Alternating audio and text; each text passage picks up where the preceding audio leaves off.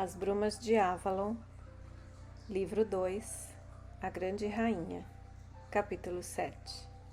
Certo dia, no final do verão, a rainha Gwenfar, com várias de suas damas, estava sentada no salão de Caerleon. A tarde morria e fazia muito calor.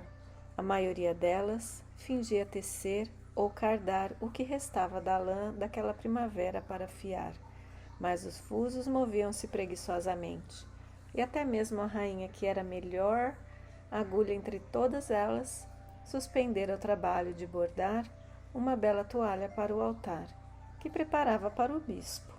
Morgana pôs de lado a lã preparada para fiar e suspirou.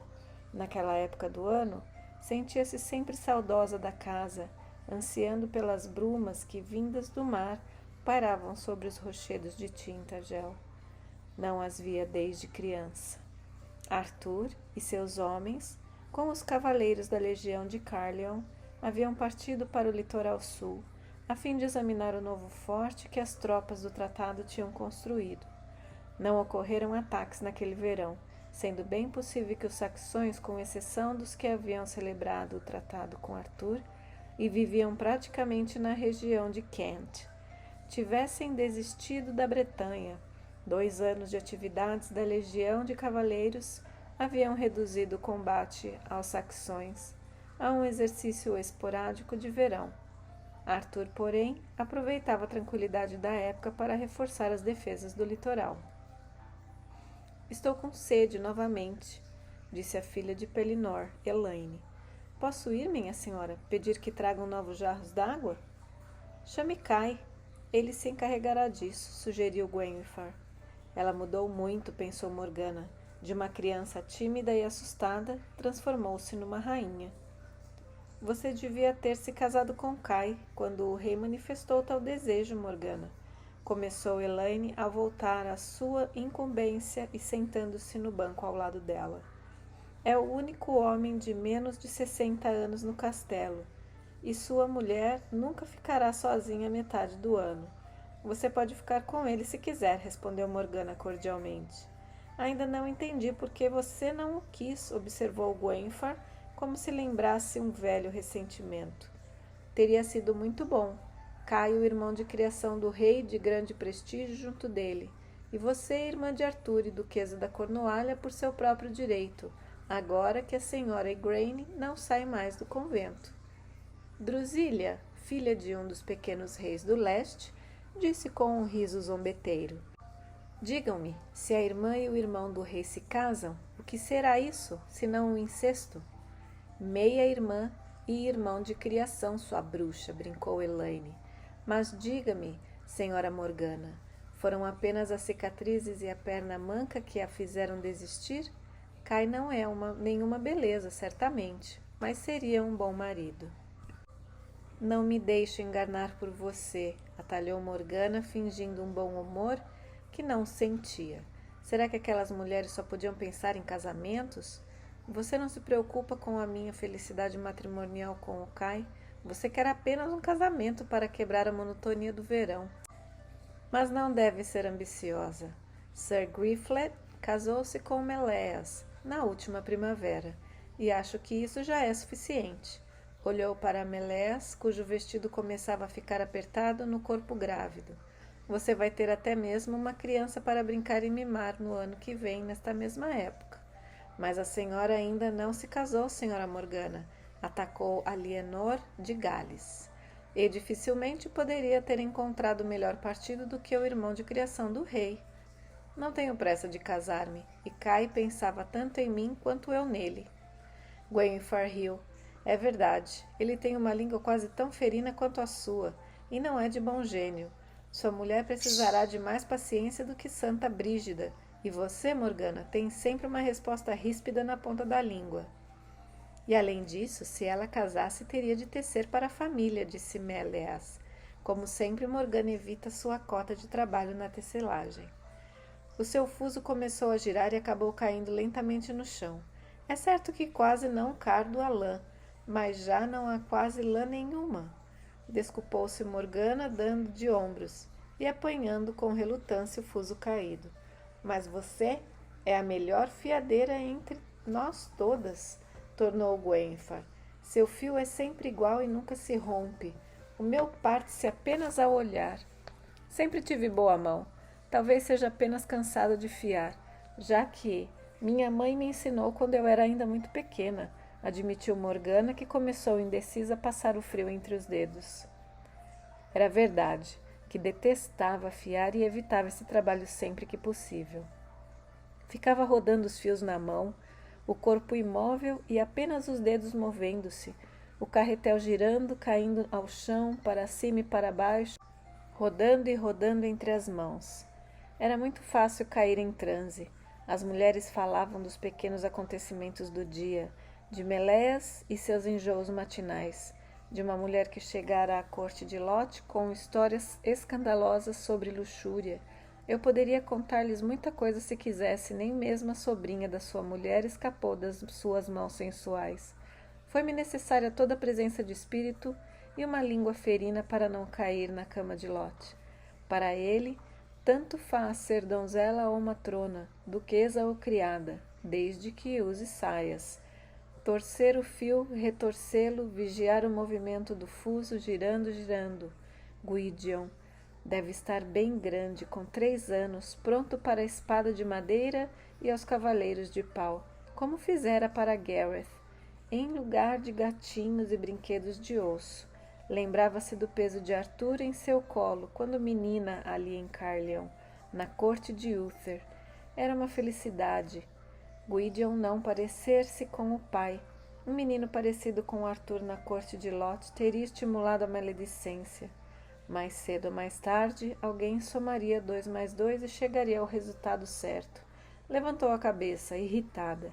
Era muito fácil cair em transe quando fiava, mas tinha de fazer a sua cota. Era preciso haver fio para tecer no inverno, e as damas preparavam uma toalha de banquetes. Kai não era o único homem de menos de 50 anos no castelo. Havia Kevin, o bardo, que chegara com notícias do país do verão. Como era lento o movimento do fuso na direção do chão, torcer o fio, como se os dedos tivessem vida própria, desligados do resto. Mesmo em Avalon, odiava fiar.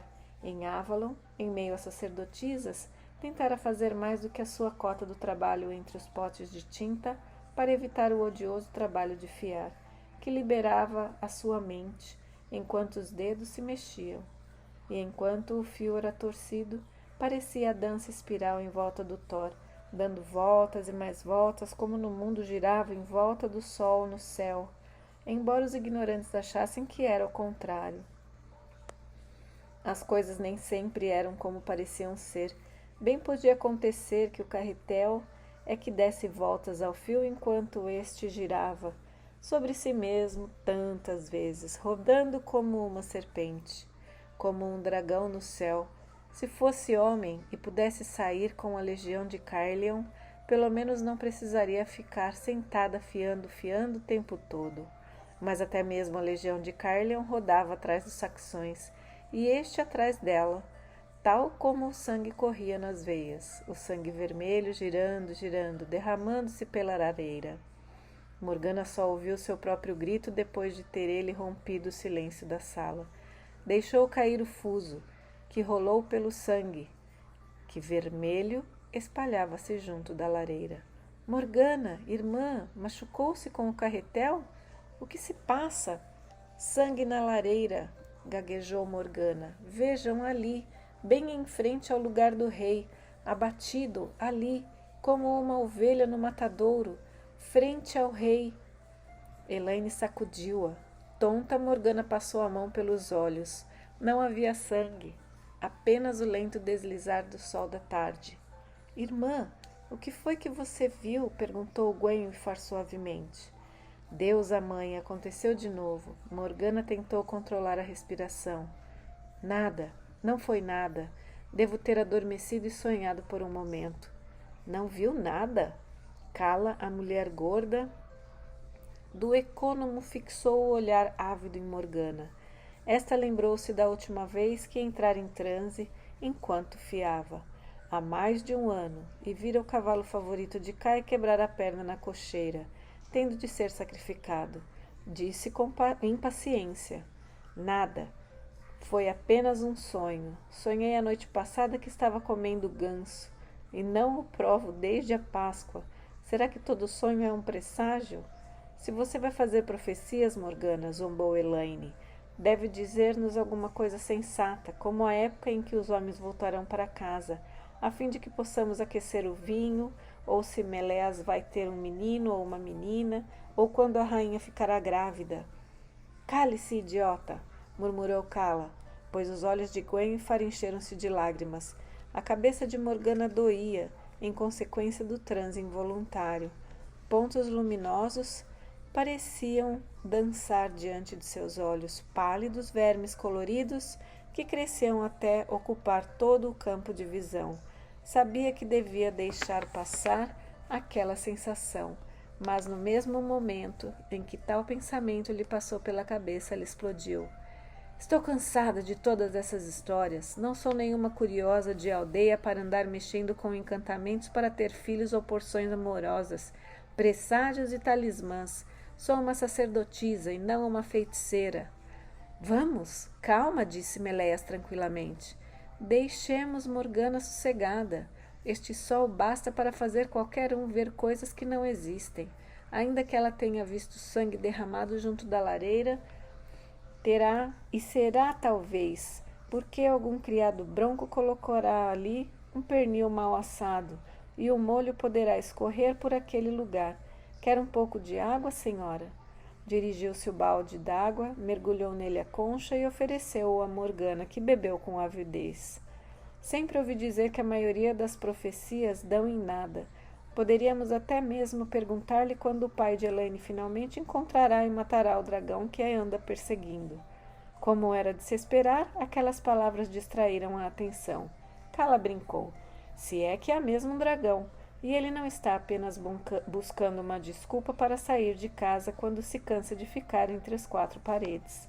Se eu fosse homem e casado com a mulher de Pellinor, disse Alienor, creio que preferiria a companhia de um dragão que não conseguisse encontrar do que o do dragão com quem ele tinha mesmo que partilhar a cama. Diga-me, Elaine, perguntou Meleas, há realmente um dragão ou seu pai o persegue porque é mais fácil do que tomar conta de suas vacas? Quando há uma guerra, os homens não precisam ficar sentados fiando, mas em tempos de paz eles podem cansar-se dos aviários e dos campos, creio eu. Eu nunca vi o dragão, Deus me livre, mas há alguma coisa que come as vacas de tempos em tempos. E certa vez eu vi um grande rasto cisguento nos campos e senti o mau cheiro. Havia nas proximidades uma vaca semi-devorada, coberta de gosma. Não era a obra de um lobo, nem de um comilão. Vacas que desaparecem, riu Cala. O povo das fadas não é o que eu acredito, constituído de bons cristãos que não roubem de vez em quando uma vaca, quando o gamo se torna escasso. Falando de vacas, Gwenfar foi firme. Devo perguntar a Kai se há uma ovelha ou cabra para ser abatida. Precisamos de carne. Se os homens chegarem esta noite ou amanhã, não podemos alimentá-los a todos com mingaus e pão com manteiga. E até mesmo a manteiga está começando a derreter com este calor. Venha comigo, Morgana. Gostaria que a sua visão nos pudesse dizer quando teremos chuva. E vocês, limpem os fios e a lã dos bancos, por aqui, e deixem de lado o trabalho. Elaine, minha filha, leve meu bordado para meu quarto e tenha cuidado para não sujá-lo. Enquanto se dirigiam para a saída, ela perguntou a Morgana em voz baixa. Você viu realmente sangue, Morgana? Eu sonhei, repetiu teimosa. Gwenfar olhou-a fixamente, mas por vezes havia entre elas uma afeição verdadeira. E a rainha não insistiu. Se viu, Deus permita que seja o sangue dos saxões derramado longe daqui. Venha, vamos perguntar a Kai quais as reservas de carne. Não é época de caça, e não gostaria que os homens tivessem de sair novamente para caçar quando retornassem. Deu um bocejo. Seria bom que esse calor passasse. É bem capaz que venha uma tempestade, pois o leite azedou esta manhã. Direi às criadas que o aproveitem para coalhadas, que não o deem aos porcos. Você é uma dona de casa notável, Gwenfar, observou Morgana com uma ironia amarga. Eu não teria pensado nisso, pois não estava vendo o leite, mas o cheiro da coalhada é tão forte na sala de laticínios, eu preferia que o leite estragado fosse engordar os porcos. Eles já estão bem gordos, com esse tempo, e todos os frutos do carvalho maduros, respondeu a rainha olhando novamente para o céu. Veja, será que foi um relâmpago? Morgana olhou e viu o risco brilhante no céu. Sim, os homens chegarão molhados e com frio. Precisamos de ter vinho preparado para eles, disse distraída. Depois teve um estremecimento enquanto Gwenfar pestanejava. Agora creio que você realmente teve uma visão. Não há nenhum rumor de cascos, nem recebemos qualquer aviso da torre de vigia. De qualquer modo, direi a Kai que prepare a carne. Gwenfar afastou-se, deixando Morgana, que com uma das mãos pressionava a cabeça dolorida. Isso não é bom. Em Avalon aprender a controlar a visão, a não deixar que ela se manifestasse quando estava descuidada, quando não a esperava. Dentro em pouco, acabaria sendo realmente uma feiticeira de aldeia, vendendo amuletos e profetizando se será menino ou menina. Ou amores novos para as donzelas, em consequência do tédio daquela vida em companhia das damas. O falatório a aborrecia e a levava a fiar, o que por sua vez provocava-lhe transes. Algum dia sem dúvida cairei tanto que darei a Gwenfar o talismã que ela quer para que possa dar um filho a Arthur. A esterilidade é uma cruz pesada para uma rainha, e apenas uma vez nestes 2 anos ela apresentou algum sintoma de gravidez. Apenas disso achava tolerável a companhia de Gwenfar e de Elaine. O pensamento da maioria das outras mulheres não ia além da próxima refeição, ou do carretel de fio a ser completado. Gwenfar e Elaine tinham certa instrução, e às vezes sentada entre elas quase que podia imaginar-se tranquilamente entre as sacerdotisas da casa das donzelas. A tempestade desabou pouco antes do poente. O granizo pipocava no pátio e batia nas pedras. Caiu uma chuva pesada, quando o vigia da torre gritou que os cavaleiros se aproximavam. Morgana não teve dúvidas de que era Arthur e seus homens. Gwenfar mandou iluminar o pátio com tochas e pouco depois nas muralhas de Caerleon ressoava o barulho de homens e cavalos. A rainha conferenciara com Kai, e não uma cabra, mas uma ovelha fora abatida. Havia, portanto, carne sendo assada para os homens, e uma sopa grossa. A maior parte dos soldados acampou no pátio externo e no campo. Como qualquer comandante, Arthur fiscalizou a instalação dos homens e cavalos, antes de passar ao pátio interno onde Gwenfar esperava. Tinha a cabeça enfaixada sob o elmo e apoiava-se levemente no braço de Lancelot, mas afastou suas perguntas ansiosas.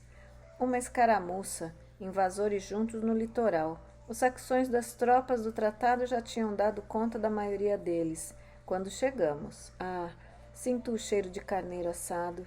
Que mágica é essa? Se você não sabia que vínhamos? Morgana disse-me que sim. E há também vinho quente, contou Gwenfar.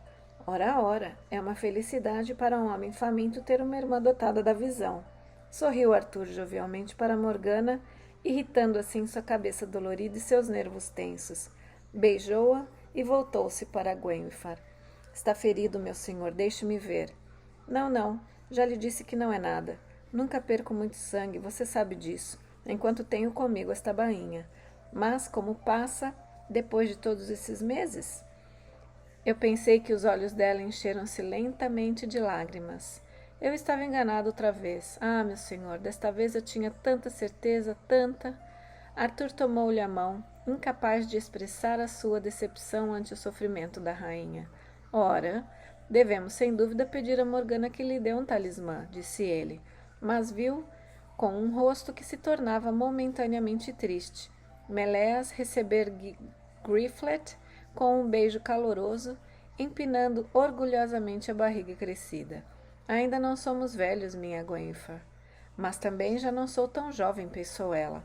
A maior parte das mulheres que conheço, com exceção de Morgana e Elaine, que são solteiras, já têm meninos e meninas crescidos, quando chegam aos 20 anos. Igraine teve Morgana aos 15 anos, e Meleas está apenas com 14 e meio. Tentou manter uma aparência tranquila e despreocupada, mas a culpa mordia interiormente. Apesar de tudo que uma rainha pudesse fazer para o seu senhor, seu primeiro dever era dar-lhe um filho, e isso não se realizara apenas de ter rezado até os joelhos doerem. Como passa, minha cara senhora? Lancelot fez-lhe uma reverência sorrindo, e ela estendeu-lhe a mão para que a beijasse. Mais uma vez voltamos e a encontramos mais bela do que nunca. É a única cuja beleza não se apaga nunca. Começo a pensar que é essa a vontade de Deus. Enquanto todas as outras mulheres envelhecem, engordam e se desgastam, a minha rainha continua sempre bela. Gwenfar sorriu para ele e sentiu-se reconfortada. Talvez fosse até mesmo bom não estar grávida e feia. Viu Lancelot olhar para Meléias com um leve sorriso de desprezo e sentiu que não toleraria saber-se feia ante os olhos dele. Até mesmo Arthur parecia descomposto, como se tivesse dormido com a mesma túnica amarrotada durante toda a campanha, embrulhado num manto já muito usado, em meio à chuva, à lama e à intempérie. Lancelot, porém, parecia bem vestido e descansado, o manto e a túnica bem escovados, como se estivesse vestido para as celebrações da Páscoa. Tinha o cabelo penteado e correia de couro polida, e até mesmo as penas de águia do seu gorro estavam secas e lisas. Gwenfar concluiu que ele se parecia mais a um rei do que o próprio Arthur. Enquanto as criadas entravam com pratos de carne, Arthur puxou Gwenfar para o seu lado. Sente-se aqui entre mim e Lancelot, Gwen, e conversemos. Parece que há muito não ouço uma voz que não seja masculina e áspera, e que não sinto o perfume de um vestido de mulher. Passou a mão em seus cabelos. Você também, Morgana, venha sentar-se junto de mim. Estou cansado das campanhas, quero ouvir as novidades e não falar de guerras. Mordeu com fome um pedaço de pão. Como é bom comer pão fresco. Já não aguento mais o pão velho do exército. E a carne que já passou do ponto. Lancelot voltou-se e sorriu para Morgana. E você, prima, como está? Suponho que não tenha recebido notícias do país do verão ou de Avalon, não? Há mais alguém aqui que está ansioso por essas notícias, se as houver? Meu irmão Balan veio conosco. Não tenho notícias de Avalon, informou Morgana, sentindo-se observada por Gwenfar. Ou estaria ela olhando para Lancelot. Mas há muitos anos não vejo Balan. Ele talvez tenha notícias mais recentes do que as minhas. Ei-lo, disse Lancelot, fazendo um gesto para os homens no salão. Arthur convidou-o a jantar aqui como meu parente. E seria bondade sua, Morgana, levar-lhe um copo de vinho de nossa mesa. Como todos os homens, ele está ansioso pela atenção de alguma mulher, mesmo que seja uma parenta e não uma namorada. Morgana apanhou um dos recipientes usados para beber vinho, um chifre cercado de madeira que estava sobre a mesa do rei, e chamou um servo para que o enchesse. Depois, segurando-o entre as mãos, deu a volta à mesa entre os cavalheiros. O olhar deles provocava-lhe uma sensação agradável, embora soubesse que olhariam assim para qualquer mulher de bom nascimento, bem vestida, depois de tantos meses de campanha. Não era uma homenagem específica à sua beleza. Pelo menos Balan, que era seu primo, quase um irmão, não a olharia com olhos tão famintos. Meus cumprimentos, parente. Lancelot, seu irmão, mandou-lhe um pouco de vinho da mesa do rei. Peço-lhe que prove o primeiro, senhora, pestanejou ele. Morgana, é você? Quase não a reconheci, está tão bonita. Penso em você sempre com as roupas de Avalon, mas vejo que é realmente parecida com a minha mãe. Como vai a senhora do lago? Morgana colocou a taça nos lábios. Uma simples cortesia naquela corte mais oriunda, talvez de uma época em que os presentes dos reis eram provados na frente de um convidado, quando o envenenamento de reis rivais não era raro. Entregou-a a Balan, que tomou um grande gole antes de olhar novamente para Morgana. Esperava ter notícias de Viviane por seu intermédio, primo. Há muitos anos não volto a Avalon. Ah, eu sabia que você estava na corte de Lot. Brigou com Morgause? Ouvi dizer que as mulheres brigam muito com ela. Não, respondeu Morgana, sacudindo a cabeça. Mas queria estar bem longe da cama de Lot, o que não é fácil. A distância entre Orkney e Caerleon quase não é suficiente. Então você veio para a corte de Arthur para ficar entre as damas da rainha. É uma corte mais adequada do que a de Morgause, eu diria. Gwenfar protege bem as suas donzelas e consegue para elas bons casamentos também. Vejo que a mulher de Griflet já está esperando seu primeiro filho. Ela não encontrou um marido para você, prima? Morgana forçou-se a dizer com aparente alegria. Está me fazendo uma proposta de casamento, Sr. Balan? Você aparenta muito próxima, Morgana. Ele riu. Caso contrário, eu aceitaria sua oferta, mas ouvi dizer que Arthur queria casá-la com Kai, e pareceu-me um bom partido, já que afinal de contas você deixou Avalon.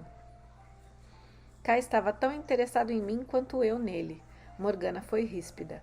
E eu nunca disse que não voltaria para Avalon, mas só quando Viviane me mandar chamar. Quando eu era apenas um menino, contou Balan, e por um momento, nos olhos negros voltados para Morgana, ela pensou que podia ver a semelhança com Lancelot mesmo nesse homem grande e deselegante. Eu tive raiva da senhora, de Viviane, porque não me amava como devia, sendo minha mãe.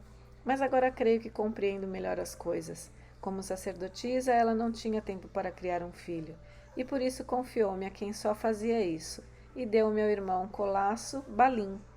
Sim, quando criança, eu me sentia culpado por isso. Também por gostar mais de Balin do que de Lancelot, que é o meu próprio sangue. Mas agora sei que Balin realmente é o irmão do meu coração e que Lancelot, embora eu o admire como belo cavaleiro que é, será sempre um estranho. E ainda continuou Balan com uma expressão séria. Quando Viviane entregou-me a senhora Priscila para que me criasse, colocou-me uma família onde eu viria a conhecer o verdadeiro Deus e o Cristo. Parece-me estranho que se eu tivesse ficado em Avalon, os meus parentes seriam um pagão tal como Lancelot. Bem, disse Morgana sorrindo um pouco, quanto a isso não posso partilhar da sua gratidão, pois acho que foi um erro da senhora deixar que o filho abandonasse os deuses de sua fé. Mas até mesmo Viviane me disse várias vezes que os homens devem ter a orientação espiritual e religiosa que melhor lhes convir, e que tanto fazia ser a crença dela ou qualquer outra. Se eu fosse realmente cristã de coração, sem dúvida que ela me teria deixado viver com a minha fé. Mas embora eu tivesse sido criada até aos 11 anos por Igraine, que era tão cristã quanto os demais, creio talvez que estava predeterminado que eu veria as coisas do espírito tal como nos manda ver a deusa. Balin poderia discutir isso com você melhor do que eu, disse Balan, pois ele é mais religioso do que eu, e é melhor cristão. Eu diria provavelmente aquilo que os padres disseram, que há apenas uma fé verdadeira, na qual homens e mulheres devem acreditar. Mas você é minha prima. Eu sei que minha mãe é uma boa mulher, e tenho esperanças de que até mesmo o Cristo levará em conta a bondade dela no dia do juízo final. Quanto ao resto, não sou padre, e não vejo por que não deva deixar todas essas questões para os padres que os estudaram. Gosto muito de Balin, mas ele devia ter sido padre e não soldado, devido à sua sensibilidade em questões de fé e consciência. Olhou para a mesa do rei e perguntou, diga-me, prima, você o conhece melhor do que eu. O que está pensando tanto no coração do nosso irmão Lancelot? Morgana inclinou a cabeça. Se eu soubesse, Balan, não poderia dizer, pois o segredo não é meu. Você tem razão em dizer-me que cuide dos meus próprios negócios, mas não gosto de vê-lo sofrer, e sofrendo ele está. Tive raiva da nossa mãe, como disse, porque ela me tirou de casa ainda muito pequeno, mas deu-me uma mãe adotiva que me amava a um irmão de minha idade, criado ao meu lado e a mim, muito ligado em tudo, e deu-me um lar. Ela não fez o mesmo com Lancelot. Ele nunca teve um lar, nem em Avalon, nem na corte de Ban de Benduic, onde era apenas mais um dos bastardos do rei, visto com indiferença. Viviane fez-lhe realmente um mal, e eu gostaria que Arthur lhe desse uma esposa para que ele tivesse finalmente um lar. Bem, sugeriu Morgana alegremente, se o rei quiser que eu me case com Lancelot, pode marcar o dia. Você e Lancelot? Não é parenta muito próxima para isso? Perguntou Balan e refletiu por um instante. Não acho que não. Igraine e Viviane eram apenas meio-irmãs, e Gorlois e Ban de Benduic não têm qualquer parentesco. Mas Alguns padres dizem que os irmãos de criação devem ser considerados irmãos de sangue para questões matrimoniais. Bem, Morgana, eu brindarei com satisfação o seu casamento no dia em que Arthur lhe der como marido o meu irmão, e pedirei que o ame e cuide dele como Viviane jamais fez. E nenhum de vocês precisa deixar a corte. Você é a dama favorita da rainha e Lancelot é o melhor amigo e maior amigo do rei. Espero que isso aconteça. Seus olhos divertiram-se em Morgana como uma preocupação bondosa. Você também já está passando da idade em que Arthur deveria ter dado em casamento a um homem. E por que o rei me deveria dar como se eu fosse um de seus cavalos ou cães? Pensou Morgana, mas deu de ombros. Vivera muito tempo em Avalon, esquecendo-se de que os romanos haviam criado essa lei, segundo a qual as mulheres eram propriedade dos homens.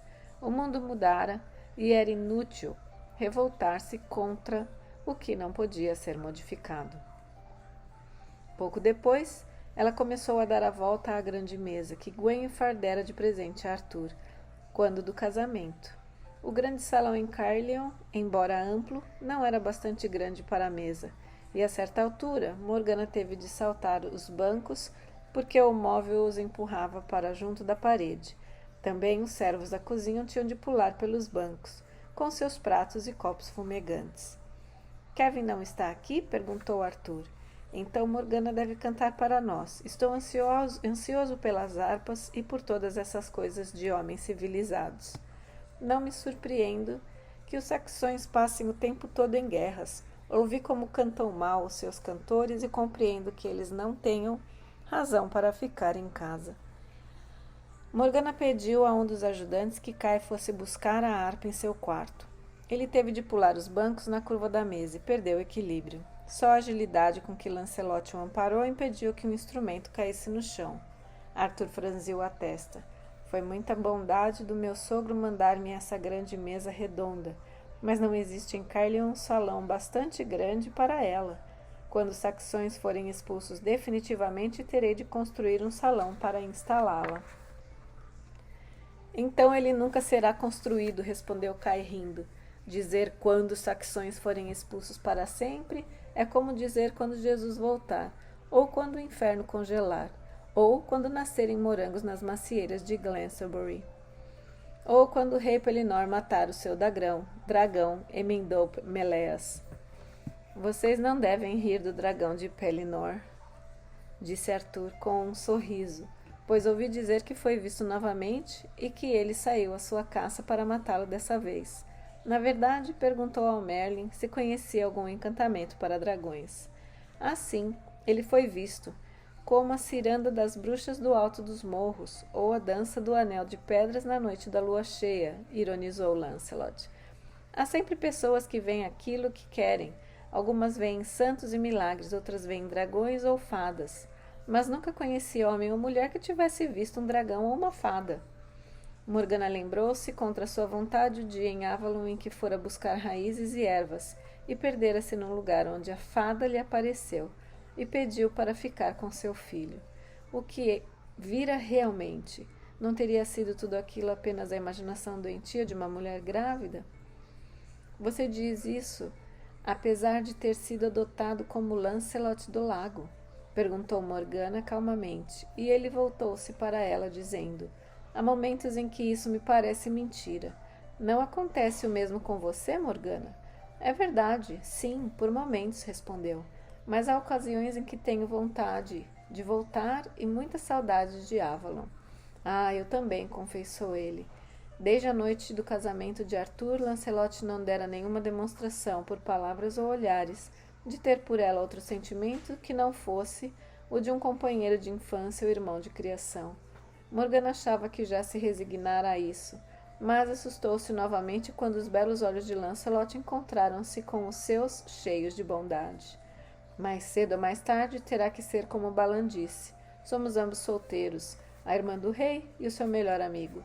Bem, quando os saxões tiverem sido expulsos para sempre e não riam, como se fosse um acontecimento impossível, podemos fazê-lo, e eles sabem disso, creio. Então construirei um castelo e um grande salão, bastante grande até mesmo para esta mesa. Já escolhi o lugar. É um forte num morro que já existia muito antes da época romana. O cavaleiro do próprio lago, e perto da ilha que é reino de seu pai, Guenfar. Você conhece o lugar onde o rio deságua no lago. Conheço.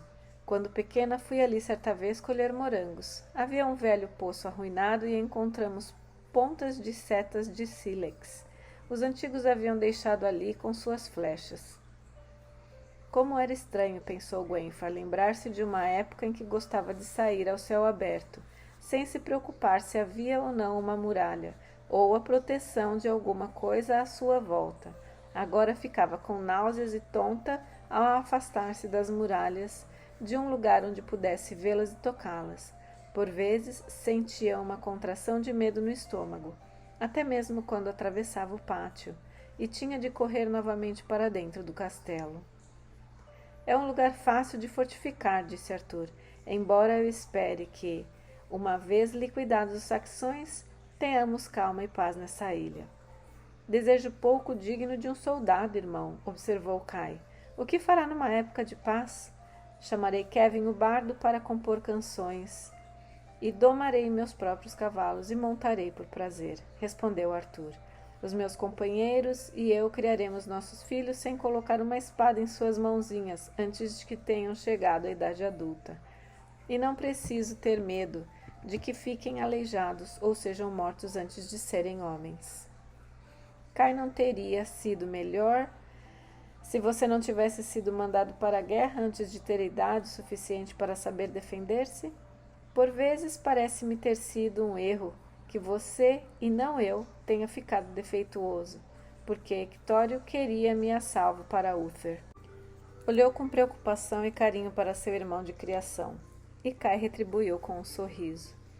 E manteremos vivas as artes da guerra, realizando jogos como faziam antigamente, e coroando o vencedor com coroas de louros, sugeriu Lancelot. Arthur, o que são louros? Eles crescem nestas ilhas? Ou apenas na terra de Aquiles e Alexandre? Merlin poderia dizer, esclareceu Morgana. Quando Arthur deu mostras de perplexidade, também não sei, mas quer tenhamos louros ou não, há planta suficiente para fazer coroas para os vencedores dos seus torneios.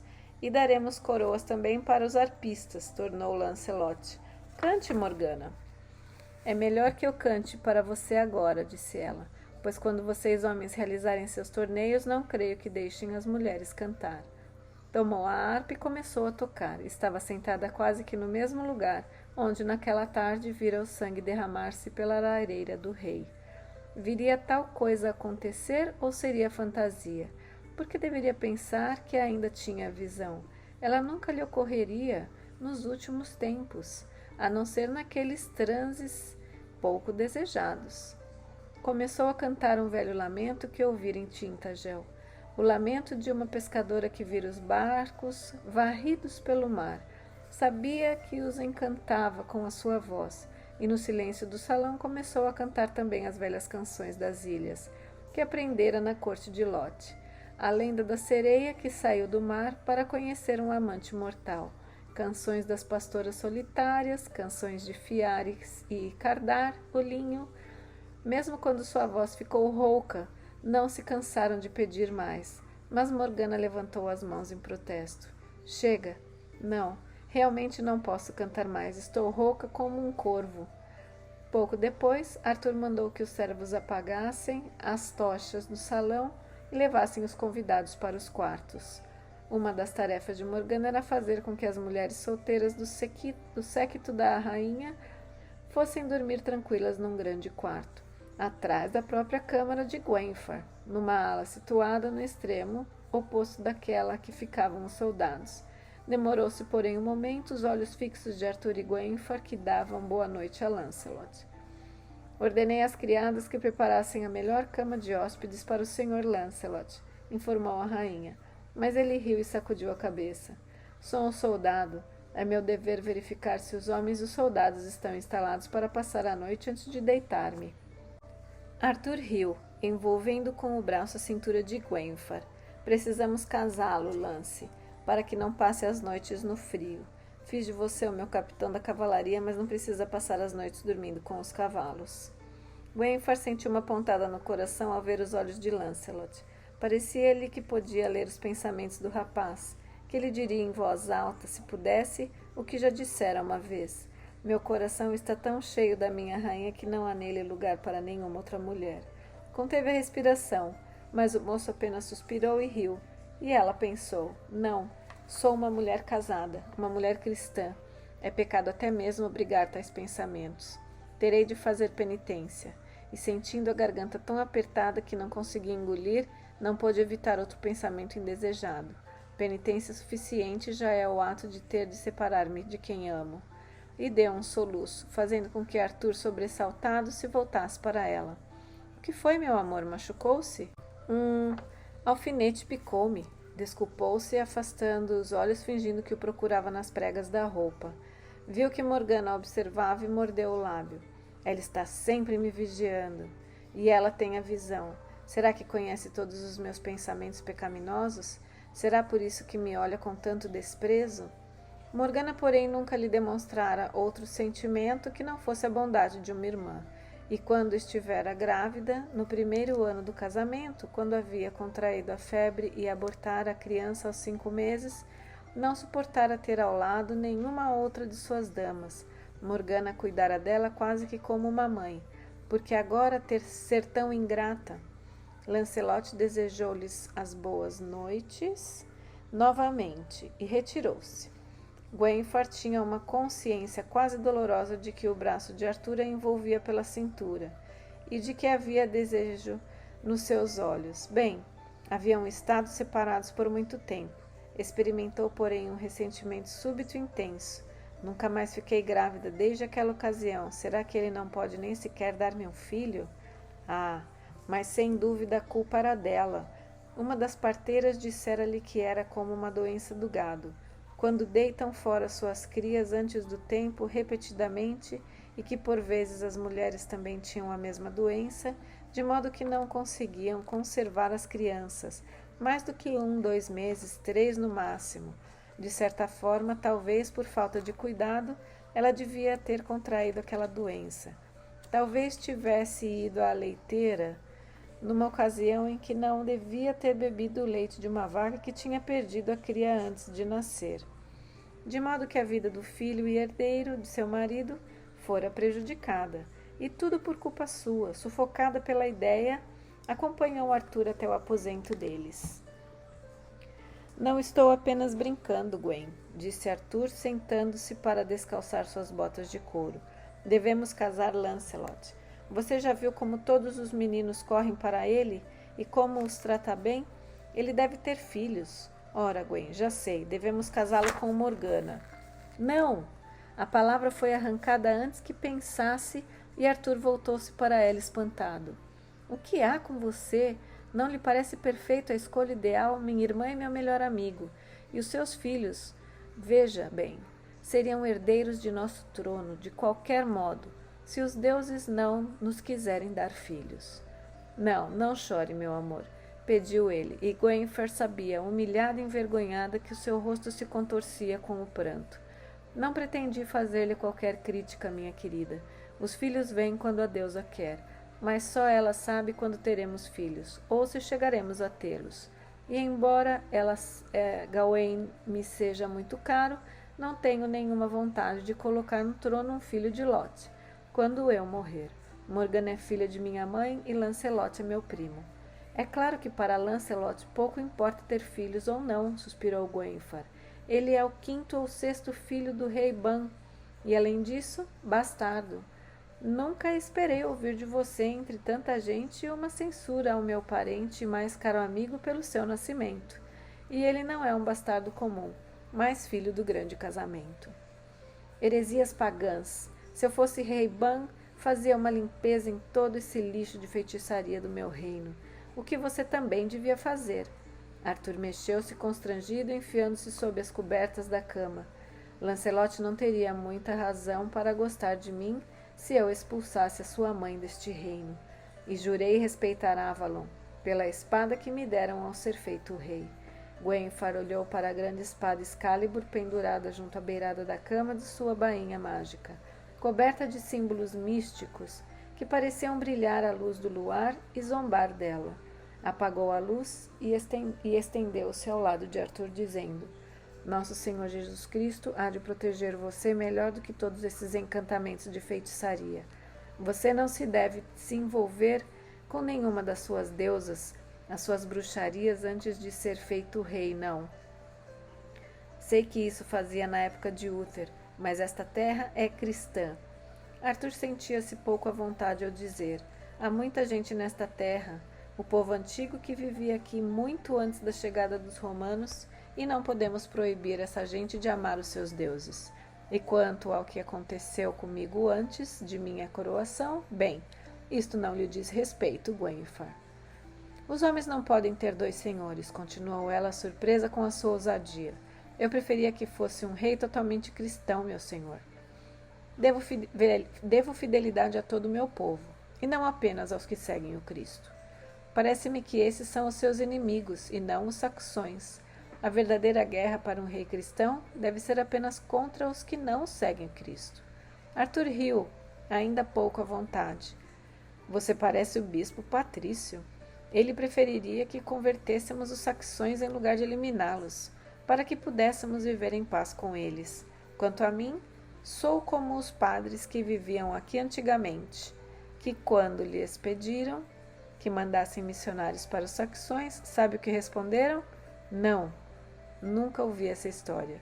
Disseram que não mandariam missionários para os saxões para não serem obrigados a encontrá-los em paz, nem mesmo ante o trono de Deus. Arthur riu com gosto, mas a rainha nem sorriu e depois de algum tempo fez o sinal da cruz. Bem, pense no que eu disse, Gwenfar. Parece-me o mais perfeito casamento possível. Meu melhor amigo e minha irmã. Ele seria então o meu irmão e seus filhos meus herdeiros. Envolveu-a nos braços no escuro e acrescentou: mas agora devemos empenhar-nos para que não precisemos de outros herdeiros nós dois, meu amor. A não ser que você me der. Que Deus o permita, senhor, murmurou Gwenfar, aninhando-se nos braços de Arthur e procurando afastar qualquer outro pensamento. Morgana, depois de ter colocado as moças na cama, ficou algum tempo junto da janela inquieta. Elaine, que dormia com ela, murmurou-lhe: Venha deitar-se, Morgana, é tarde, você deve estar cansada. Acho que a lua é que me deixou inquieta esta noite, pois não tenho sono, respondeu ela, sacudindo a cabeça. Não queria deitar-se e fechar os olhos. Mesmo que não tivesse a visão, a sua imaginação a atormentaria, por toda a parte. Os homens que haviam voltado juntavam-se às suas mulheres, pensou com um sorriso. Nessa escuridão e melancólico, é como Beltane em Avalon. Até mesmo soldados que não eram casados tinham conseguido mulheres para aquela noite. Ela o sabia. Todos, desde o rei com sua mulher até os servos nas cocheiras, estavam nos braços de alguém, exceto as donzelas da rainha. Gwenfar considerava dever seu proteger-lhes a castidade. Como Balan dissera, eu sou protegida junto com as donzelas da rainha. Lancelot, no casamento de Arthur, não houve nenhuma sequência, embora não fosse culpa dela, e Lancelot tem se afastado da corte sempre que pode, sem dúvida para não ver Gwenfar nos braços de Arthur. E também ele estava sozinho naquela noite, entre os soldados e cavalarianos, naturalmente sonhando com a rainha, a única mulher do reino que não podia ser sua, pois sem dúvida qualquer outra na corte, casada ou solteira, estava disposta a aceitá-lo, como acontecia com ela. Se não tivesse sido a falta de sorte no casamento de Arthur, ele a teria possuído, e sendo um homem de honra, se ela ficasse grávida, teria esposado. Embora não seja provável que eu conceba, depois do que sofri com o nascimento de Gwydion, mas eu não precisava dizer-lhe isso, e poderia tê-lo feito feliz, mesmo que não lhe pudesse dar um filho. Houve uma época em que ele me queria, antes de ter visto Gwenfar, e depois também. Se não fosse a falta de sorte, eu o teria feito esquecer-se dela em meus braços. Eu não sou tão feia assim, Quando estava cantando esta noite, muitos dos cavaleiros me olharam com desejo. Eu poderia fazer com que Lancelot me desejasse. Elaine perguntou com impaciência. Você não veio deitar, Morgana? Ainda não. Acho que vou dar um passeio lá fora, respondeu, embora isso fosse proibido às damas da rainha. E Elaine tivesse um sobressalto com a timidez que tanto a exasperava. Ficou pensando se teria aprendido isso com Gwenfar, como uma febre ou como uma nova moda de usar véus. Você não tem medo, com todos esses homens acampados por aí? Bem, você não acha que estou cansada de dormir sozinha? Perguntou com uma risada, mas percebeu que a brincadeira ofendera Elaine, e disse mais delicadamente: Eu sou a irmã do rei. Ninguém me encostaria a mão contra a minha vontade. Você me considera assim tão sedutora que nenhum homem me possa resistir? Já tenho 26 anos. Já não sou uma virgenzinha como você, Elaine. Morgana deitou-se vestida ao lado da moça, na escuridão e no silêncio, como temia sua imaginação, ou era visão. Criava quadros. Arthur com Gwenfar, homens com mulheres por toda parte no castelo, unidos no amor ou simplesmente no desejo. E Lancelot estaria também sozinho? A lembrança mais intensa do que a imaginação atacou-a novamente, e recordou-se do dia claro e ensolarado no Thor, os beijos dele que primeiro despertaram aquela sensação pungente por todo o seu corpo, e a amargura do arrependimento de estar comprometida. E depois, quando Arthur casou-se com Gwenfar, o rapaz quase lhe rasgara as roupas e a possuíra nas cocheiras. Ele a desejara, naquela ocasião. E então, clara como a visão, uma imagem lhe veio à mente. Lancelot caminhando sozinho pelo pátio, o rosto marcado pela solidão e frustração. Eu não usei a visão, nem minha magia para atraí-lo com finalidades egoístas. A visão me veio sem ser solicitada. Silenciosamente, movendo-se com cuidado para não despertar a companheira mais nova, libertou-se do abraço de Elaine, afastando-se da cama. Havia tirado apenas os sapatos, abaixou-se para calçá-los novamente e saiu do quarto sem fazer barulho, movendo-se como uma brisa de Avalon. Se é um sonho nascido de minha imaginação, se ele não estiver lá, caminharei um pouco ao luar para acalmar a minha febre e voltarei para a cama. Não haverá mal nenhum nisso. Mas a imagem persistia em sua imaginação e sabia que Lancelot estava lá, sozinho e acordado também. Também ele era de Avalon. As marés do sol correm também em seu sangue. Morgana passou silenciosamente pela porta junto do vigia adormecido e olhou para o céu. A lua crescente iluminava o pátio de pedras, junto das cocheiras. Não o via ali, do outro lado. Por um instante pensou: ele não está aqui. Foi um sonho, foi minha imaginação. Já estava quase decidida a voltar para a cama, tomada de súbita vergonha. E se o vigia a encontrasse ali, todos saberiam que a irmã do rei saía de casa quando todas as pessoas honestas estavam dormindo, sem dúvida com intenções pouco decentes. Quem está aí? Vamos, diga quem é. A voz era baixa e rouca, a voz de Lancelot. De repente, apesar de toda sua alegria, Morgana teve medo. A visão fora verdadeira. E agora? A mão de Lancelot baixou a espada. Ele parecia muito alto e magro, em meio às sombras. Morgana, disse ele suavemente, e a mão largou o punho da arma. Prima, é você? Saiu das sombras e o rosto dele, vigilante e perturbado, amenizou-se ao olhá-la. Tão tarde? Veio procurar-me? Há algum problema no castelo? Arthur? Ou a rainha? Até mesmo agora ele só pensa na rainha. Morgana sentiu um formigamento na ponta dos dedos e nas pernas, a raiva e a emoção. Não, tudo está em ordem pelo que sei, e não tenho conhecimento dos segredos da Câmara Real. Ele corou, apenas uma sombra na sua face no escuro, e desviou os olhos. Eu não conseguia dormir. E por que me pergunta o que estou fazendo aqui quando você também não está na sua cama? Ou será que Arthur o nomeou o vigia noturno? Pôde sentir o sorriso de Lancelot. Nomeou tanto quanto a você. Eu estava inquieto e todos à minha volta dormiam. Creio que a lua me deixou nervoso. A mesma frase que Morgana usara com Elaine, e isso lhe pareceu um bom presságio, um símbolo de que seus espíritos estavam harmonizados e que respondiam um ao chamado do outro, como uma harpa silenciosa vibra quando é tocada numa nota em outra harpa. Lancelot continuou a falar suavemente, na escuridão, ao lado dela. Fico inquieto nessas noites, pensando em tantas noites de batalha. E você gostaria de estar de volta às batalhas com todos os soldados? Não, suspirou ele, embora talvez não seja adequado a um soldado sonhar com a paz. Não penso assim, pois para que serve a guerra, senão para que a paz possa vir para todo o nosso povo? Quando um soldado ama demais a sua ocupação, ele transforma-se apenas num instrumento de morte, o que trouxe os romanos à nossa ilha pacífica, senão o amor pela conquista e da batalha por si mesmas. Seu pai era um dos romanos, prima, disse ele sorrindo, e o meu também. Não obstante, dou mais valor às tribos pacíficas, que queriam apenas cultivar a terra em paz e adorar a deusa. Sou da gente de minha mãe e da sua. Sim, mas aqueles poderosos heróis antigos de que já falamos, Aquiles, Alexandre, todos eles consideravam a guerra e as batalhas a ocupação adequada ao homem. E ainda hoje, nestas ilhas, os homens pensam primeiro na batalha e depois na paz, apenas como um intervalo de tranquilidade, um intervalo feminino. Suspirou.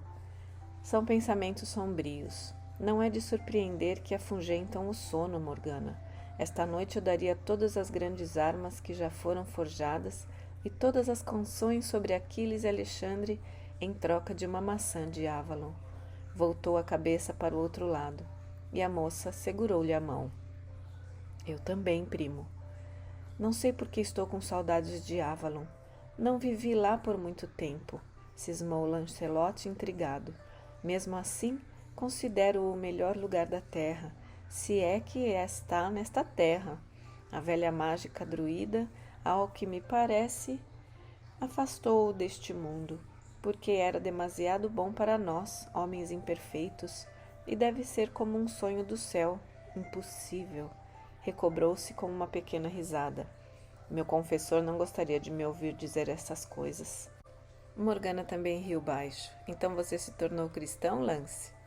Não muito bom, receio, mas essa fé me parece tão simples e boa que gostaria de acreditar nela. Eles dizem, acredite no que se não viu, professe o que não sabe. Há mais virtude nisso do que em acreditar no que viu. Até mesmo Jesus, segundo dizem, ao levantar-se entre os mortos, censurou um homem que colocou as mãos em suas feridas para ver se ele não era um fantasma ou um espírito, pois era melhor acreditar sem ver. Mas nós renasceremos outra vez, disse Morgana muito baixo, e muitas outras vezes. Não viemos à terra uma vez para ir depois para o céu ou o inferno deles, mas vivemos repetidamente até nos unirmos aos deuses. Lancelot baixou a cabeça. Agora que os olhos de Morgana se haviam habituado à meia luz do luar, podia vê-lo claramente, a linha delicada da testa curvando no lugar dos olhos, o queixo comprido e fino, as sobrancelhas escuras sobre as quais caía o cabelo negro. A beleza do rapaz provocou-lhe uma dor no coração. Eu me havia esquecido que você é sacerdotisa e acredita, sussurrou. As mãos de ambos estavam unidas. Morgana sentiu que a dele se contraía e soltou-a. Por vezes não sei em que acredito. Talvez eu tenha ficado tempo demais longe de Avalon. Também eu não sei em que creio, mas vi tantos homens morrerem e também mulheres e crianças nesta prolongada guerra, que me parece que estou lutando desde que tive tamanho bastante para segurar uma espada. E quando os vejo morrer, a fé parece-me uma ilusão, e a verdade é que todos morremos, como os animais, e não somos mais do que isso. Como a grama cortada, como a neve do ano passado. Mas também essas coisas voltam, murmurou Morgana. Voltam? Ou será uma ilusão? A voz dele parecia amarga. Acredito que talvez nada disso tenha sentido. Toda essa conversa de deuses e de deusas são fábulas para consolar crianças. Ah, Morgana, por que estamos falando assim? Você devia ir descansar, prima, e eu também. Irei, se você quiser, concordou ela. E no momento em que ia afastar-se, a felicidade inundou todo o seu ser, pois Lancelot segurou-lhe a mão. Não, não. Quando estou sozinho, sou vítima dessas fantasias e dessas malditas dúvidas. E quando surgem, é melhor dizê-las em voz alta, pois assim posso ouvir a loucura que são. Fique comigo, Morgana. Todo o tempo que você quiser, murmurou ela, sentindo lágrimas nos olhos. Envolveu o peito de Lancelot com seus braços, enquanto os vigorosos braços do rapaz a apertaram, e depois soltaram, como que tomados de remorso. Você é tão pequena. Eu me havia esquecido como é pequena. Eu poderia rasgá-la com minhas mãos, prima. As mãos de Lancelot acariciavam-lhes os cabelos, que estavam soltos sob o véu.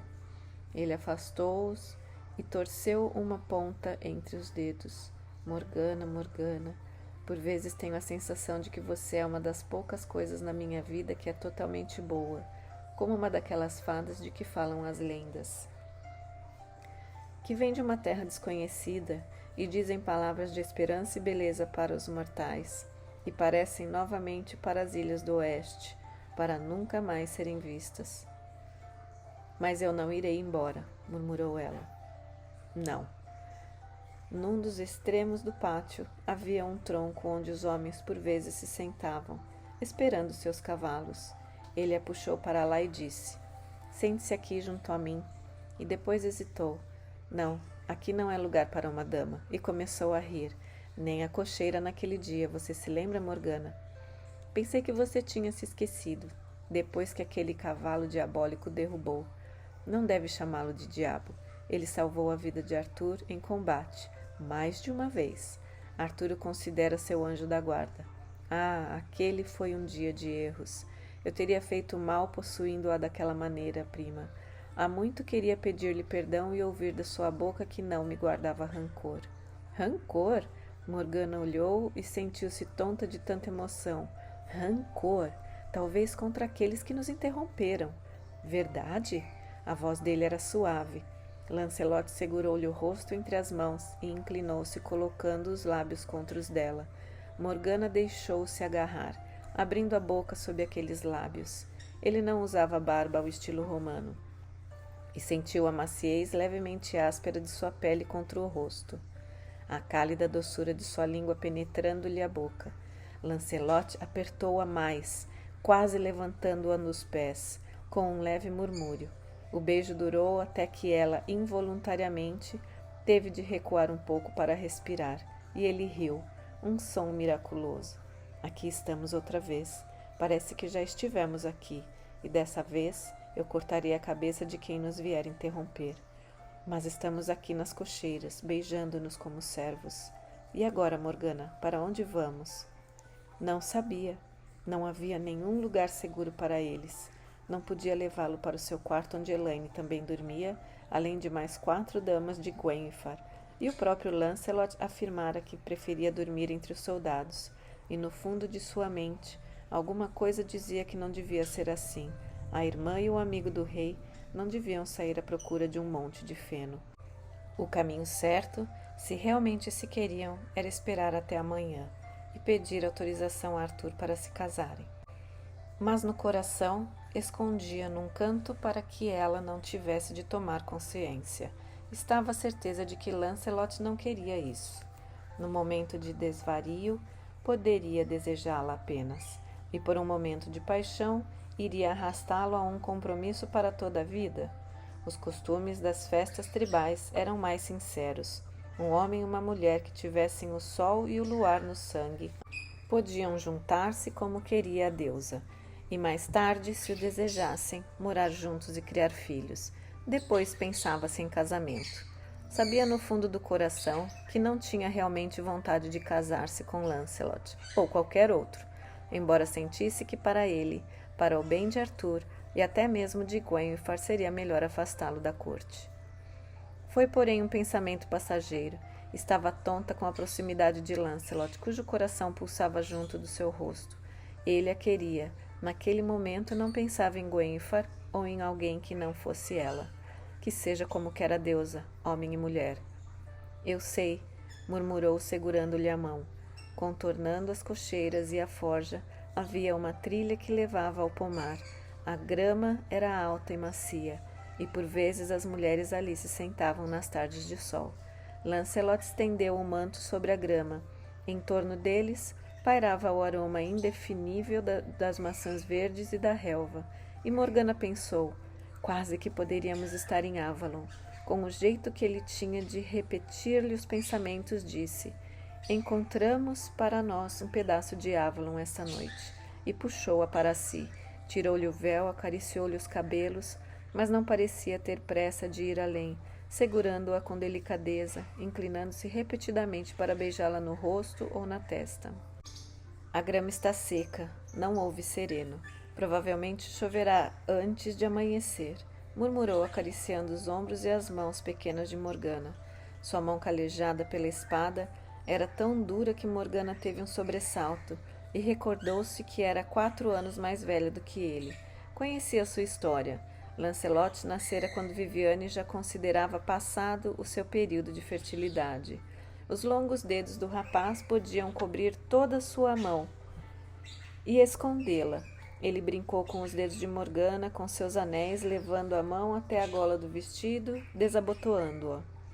Ela se sentia tonta, abalada, a paixão dominava-a, como a onda que cresce e cobre toda a praia, e deixou-se afogar pelos seus beijos.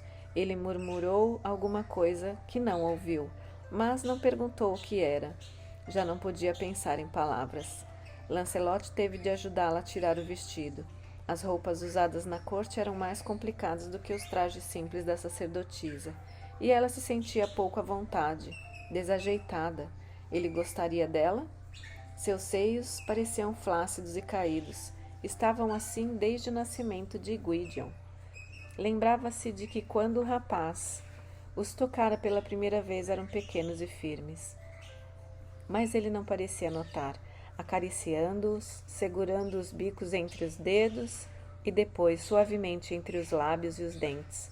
Morgana perdeu totalmente a noção das coisas. Nada existia no mundo, exceto as mãos que a tocavam, o pulsar da consciência de seus próprios dedos correndo pela firmeza dos ombros do homem, pelas suas costas, pela maciez dos pelos. Ali, havia pensado que seus pelos, esses do peito de um homem, deviam ser ásperos, mas os dele eram macios e acetinados, como o cabelo dela, cerrado e anelado. Num deslumbramento, lembrou-se de que a primeira vez havia sido com um rapaz de menos de 17 anos, que mal sabia o que fazer e que tivera de orientá-lo, mostrar-lhe como, e havia sido a única vez, de modo que chegava quase virgem a Lancelot. Desejou numa onda de sofrimento que para ela fosse a primeira vez e que pudesse lembrar-se de tudo aquilo como de uma coisa muito boa. Deveria ter sido assim, daquela maneira. Movimentou o corpo sob o corpo de Lancelot, agarrando-se a ele, gemendo. Não podia aguentar, agora, esperar por mais tempo. Lancelot parecia não estar preparado, embora Morgana estivesse pronta, o corpo pulsando de vida e desejo. Agarrou-o, faminta, a boca ávida, convidativa. Murmurou seu nome, implorando quase medrosa. Ele continuou a beijá-la suavemente, as mãos afagando-a e acalmando-a, mas ela não queria ser acalmada. Todo o seu corpo gritava pela conclusão. Era a fome, a agonia. Tentou falar, implorar, mas tudo se resumiu num soluço. Ele ainda segurava junto de si, ainda a afagava. Calma, calma. Não, Morgana, espere, não. Eu não quero fazer-lhe mal, nem desonrá-la. Nem pense nisso. Assim, fique deitada junto de mim. Deixe-me abraçá-la, deixe-me satisfazê-la. E no desespero e confusão, deixou-o fazer o que ele podia. Mas embora seu corpo gritasse pelo prazer que sentiu, uma irritação curiosa crescia nela. E o fluxo de vida entre os dois corpos, macho e fêmea, as ondas da deusa subindo e forçando-os Compreendeu que ele estava fugindo daquela onda, que estava transformando o amor que ela sentia num jogo, num fingimento. Lancelot não parecia importar-se com isso.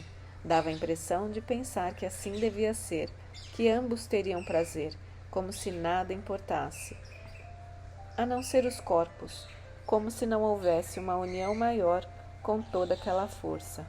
Para a sacerdotisa criada em Avalon e sensível às grandes correntes da vida e eternidade, esse ato amoroso, cheio de cautela sensual, deliberado, parecia quase uma blasfêmia, uma recusa a se entregarem à vontade da deusa. E então, no meio da mistura de prazer e humilhação, começou a encontrar desculpas para ele. Não fora criado em Avalon, mas passara do lar adotivo para a corte e desta para os campos militares. Havia sido soldado e quase toda a sua vida, passada em acampamentos. Talvez não soubesse, ou talvez estivesse habituado às mulheres que não lhe davam senão um momento de relaxamento para o corpo, ou mulheres que queriam apenas brincar de fazer amor, sem dar nada. Ele dissera: não quero fazer-lhe mal nem desonrá-la, como se realmente acreditasse que havia algum mal ou desonra naquela união.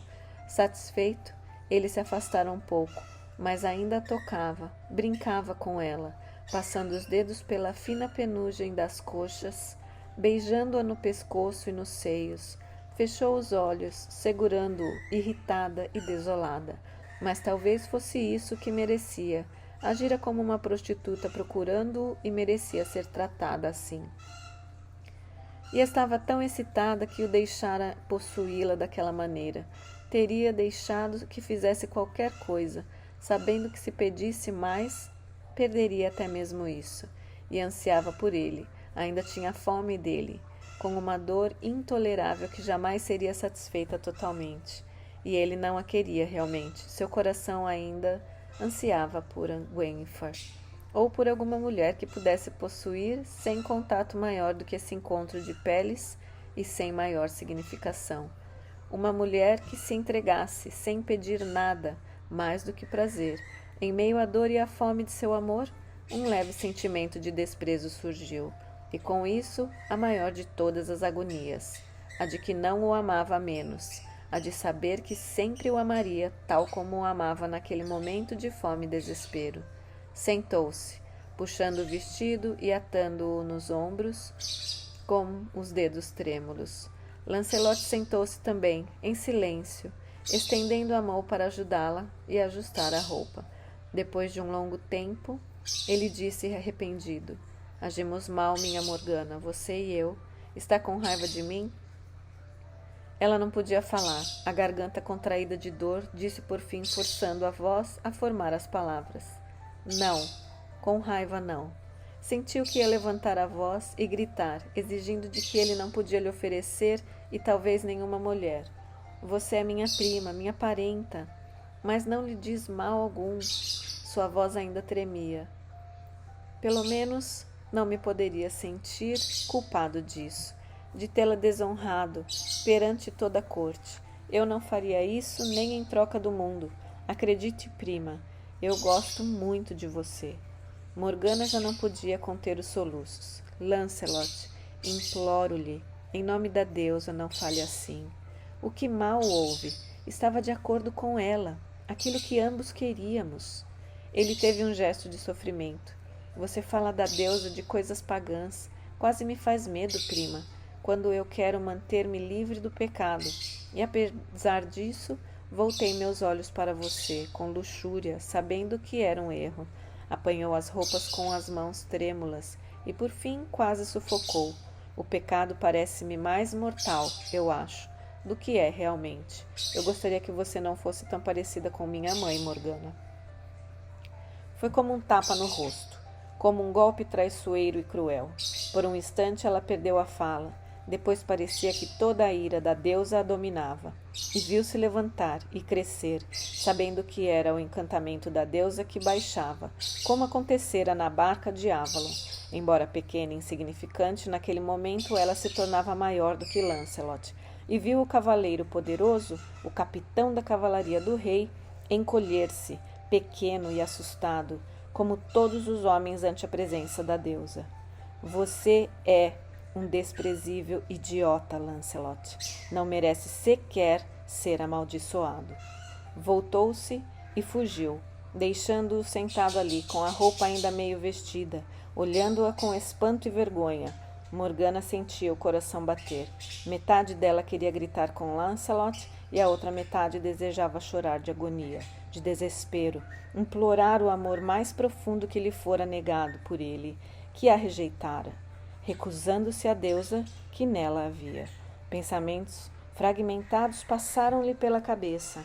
Uma velha história da deusa surpreendida e rejeitada por um homem, e como fora estralhaçado pelos cães que caçavam com ela. E sofria pelos seus sonhos de tantos anos, transformados agora em pó e cinzas. Um padre diria que é a recompensa do pecado. Ouvi isso com muita frequência pelo padre de Igraine, antes de ter ido para Avalon. Serei no coração mais cristã do que acredito? E mais uma vez parecia-lhe que seu coração iria romper com o naufrágio e o desastre do seu amor. Em Avalon, isso jamais teria acontecido. Os que se aproximavam da deusa dessa forma jamais se teriam recusado ao seu poder. Andou de um lado para o outro, o fogo do ódio consumindo suas veias, sabendo que ninguém compreenderia como se sentia, exceto uma outra princesa da deusa. Viviane, pensou com saudades. Viviane compreenderia, ou Raven, ou qualquer de nós da casa das donzelas. O que venho fazendo todos esses longos anos longe da minha deusa? Morgana fala. 3 dias depois, tive permissão de Arthur para deixar sua corte e voltar para Avalon. Disse apenas que estava com saudades da ilha de Viviane, minha mãe adotiva. E durante aqueles dias não falei com Lancelot, exceto as palavras traçadas por cortesia todos os dias, quando não podíamos evitar um encontro. E mesmo assim, não deixei que os nossos olhares se encontrassem, e sentia-me envergonhada, irritada, e procurei de todas as formas não ficar frente a frente com ele. Então, montei um cavalo e dirigi-me para o leste, pelas montanhas, e não voltei a Caerleon por muitos anos. Nem tive notícias do que aconteceu na corte de Arthur, mas essa história é para outra ocasião.